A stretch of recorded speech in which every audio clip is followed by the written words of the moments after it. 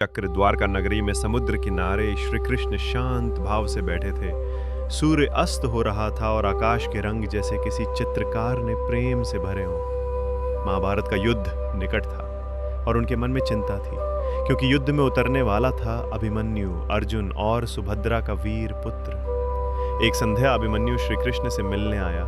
उसने प्रणाम किया और बोला, माधव, मैं युद्ध में जा रहा हूँ।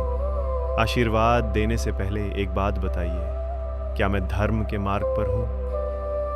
कृष्ण मुस्कुराए। उनकी आंखों में गहराई थी, जैसे वे समय से परे देख रहे हो। अभिमन्यु, वे बोले, तुम वीर हो, धर्म तुम्हारी रगों में बहता है, पर याद रखो, धर्म का अर्थ हमेशा विजय नहीं होता। कभी कभी धर्म का मार्ग बलिदान से होकर भी जाता है।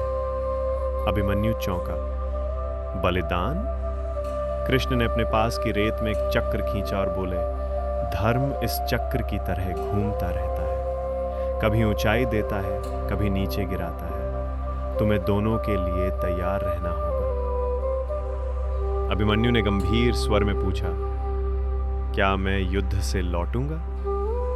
कृष्ण ने उसका कंधा थामते हुए कहा, तुम लौटोगे, पर उस रूप में नहीं जैसा तुम सोचते हो। तुम्हारा शरीर न सही, पर तुम्हारा नाम, तुम्हारा साहस युगों तक जीवित रहेगा। तुम कम आयु में जाओगे, पर अमर हो जाओगे। अभिमन्यु की आंखों में आंसू थे, पर वे भय से नहीं, गर्व से भरे थे। तो मैं जाऊंगा माधव, अपने लिए नहीं, धर्म के लिए। कृष्ण ने उसे हृदय से लगाया। और मैं हर क्षण तुम्हारे साथ रहूंगा, अदृश्य रूप में। कुछ ही दिनों में अभिमन्यु अकेले चक्रव्यूह में घुसा, घायल हुआ पर डिगा नहीं। अंततः वीर गति को प्राप्त हुआ।